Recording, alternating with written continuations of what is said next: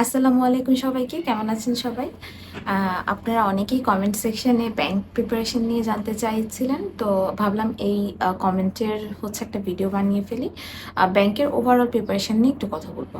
যেহেতু সামনে কম্বাইন্ড ব্যাংকের হিউজ সার্কুলার প্লাস আপনার বাংলাদেশ ব্যাংকের এডি এর এক্সাম আছে।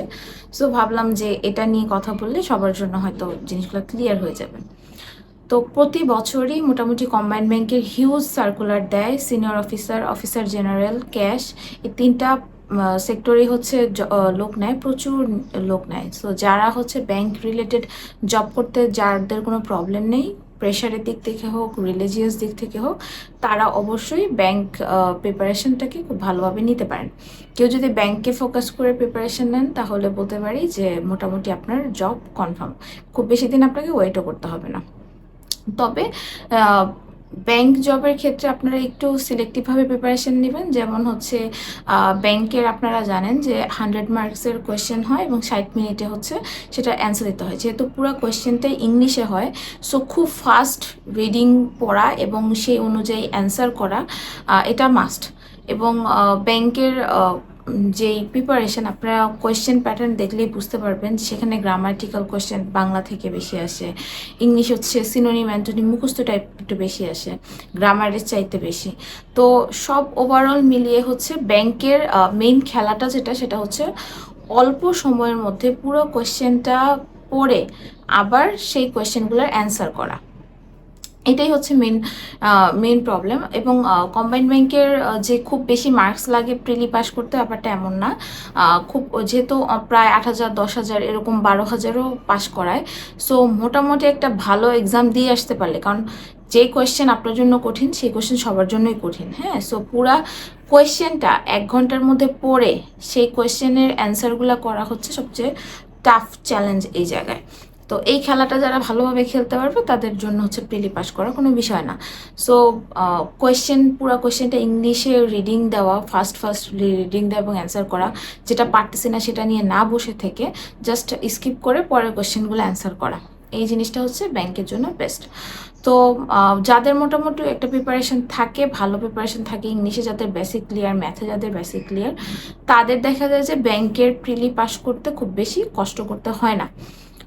তো মেইন প্রবলেমটা যেটা হয় সেটা ব্যাংকের রিটেনে খুব বেশি সময় দেয় না, মোটামুটি 1 সপ্তাহ থেকে 2 সপ্তাহ সময় দেয়। সো আমি বলবো যে আপনারা যারা ডেডিকেটেডলি ব্যাংকের প্রিপারেশন নিতে চান, তারা অবশ্যই একটা জিনিস খেয়াল করবেন যে প্রিলি পাস করলে কিন্তু কোনো লাভ নাই আপনি যদি ব্যাংকের রিটেনে ভালো না করেন। সেই রিটেনের মার্কস দিয়ে কিন্তু ভাইবার মার্কস সহ কিন্তু আপনাকে জবটা পেতে হবে। তো সেই জন্য আমার কাছে মনে হয় যে যারা ডেডিকেটেডলি ব্যাংকের প্রিপারেশনই নিতে চান তারা অবশ্যই একটু রিটেনটা ফোকাস করে পড়বেন। যে প্রিপারেশন যদি হয়ে যায়, মানে আমি বোঝাতে চাচ্ছি যে আপনার প্রিপারেশন মোটামুটি ভালো, আপনি ব্যাংকে পরীক্ষা দিলে প্রিলি পাস করার একটা ভালো সম্ভাবনা আছে, সেই ক্ষেত্রে আপনি একটু অবশ্যই ফোকাস রাইটিং, তারপর বিভিন্ন জিনিসগুলো একটু টপিক, যেমন আপনাকে যেই টপিকেই দেওয়া হোক আপনি যাতে লিখতে পারেন, এই লেখার ক্যাপাবিলিটিটা যাতে আপনি গ্রো করে। এখন আপনি প্রিলি পাস করতেছেন, এরকম অনেক আছে যে ব্যাংকের প্রিলি পাস করে বাট রিটেন পাস করে না। রিটেন ব্যাংকের প্রিলিতে যেমন সময়ের সাথে অল্প সময়ের মধ্যে যেমন এগুলা লেখাটা যেমন টাফ, সেম রিটেনেও খুবই অল্প সময় 2 ঘন্টার মধ্যে আপনার এত কিছু লিখতে হয় যে আপনার কোনোভাবেই সময় কুলায় ওঠা পারা যায় না।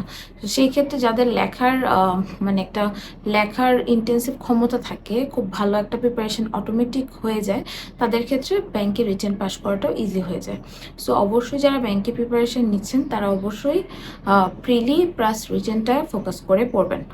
রিটেন বলতে আপনি যদি ইংলিশে লেখার দক্ষতাটা ভালো থাকে, গ্রামাটিক্যাল মিস্টেক না হয়, হাতের লেখা একটু ক্লিয়ার হয়, বা একটা টপিক দিলে আপনি যাতে সেটার উপর লিখতে পারেন, কারণ কেউ জানে না আসলে কী আসবে না আসবে, কী টাইপের কোয়েশ্চেন আসবে।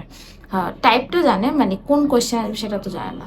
তো এই অল্প সময়ের মধ্যে খুব বেশি মাথা কাটানোরও সময় পাওয়া যায় না, মেন অ্যান্সার করে আসতে হবে।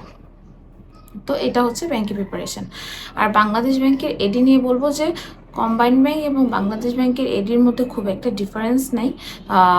মোটামুটি আপনারা অবশ্যই প্রিভিয়াস কোশ্চেনগুলো দেখবেন, প্রিভিয়াস কোশ্চেন দেখে একটা আইডিয়া নেবেন, সেই অনুযায়ী প্রিপারেশন নেবেন।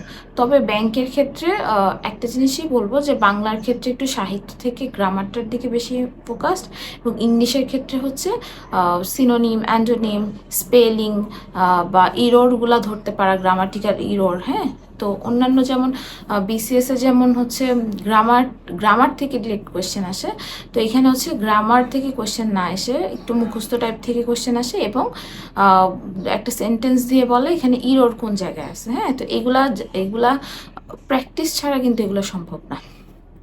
তো ব্যাংকের জন্য এভাবে আপনারা প্রিপারেশন নিতে পারেন। আর সবচেয়ে ব্যাংকের জিকে পার্টটা হচ্ছে একটু কঠিন হয়। দেখা যায় যে এমন সময় হয় যে মানে কোত্থেকে, যেটা কেউ রিসেন্ট পড়তেছে, আগের পড়তেছে, সবই পড়তেছে, বাট হচ্ছে কোথা থেকে কোয়েশ্চেন এসে কেউ জানে না। তো সেক্ষেত্রে ঘাবড়ানোর কিছু নাই, কারণ ওই কোয়েশ্চেন আপনি জানেন না মানে কেউই কিন্তু জানে না। এমন না যে আপনি পারতেছেন না সবাই পারছে, এরকম না। তো দেখা যায় এই ধরনের কোয়েশ্চেন হলে কাটমার্কটাও অনেক কম আসে। আপনি যদি বেসিক প্রশ্নগুলো যদি পারেন, অবশ্যই আপনার প্রিলি পাস হয়ে যাবে। তো এইটাই ছিল ব্যাংক রিলেটেড কথাবার্তা। তো সবাই ভালোভাবে প্রিপারেশন নেন, সবাইকে ভালো থাকেন। আসসালামু আলাইকুম।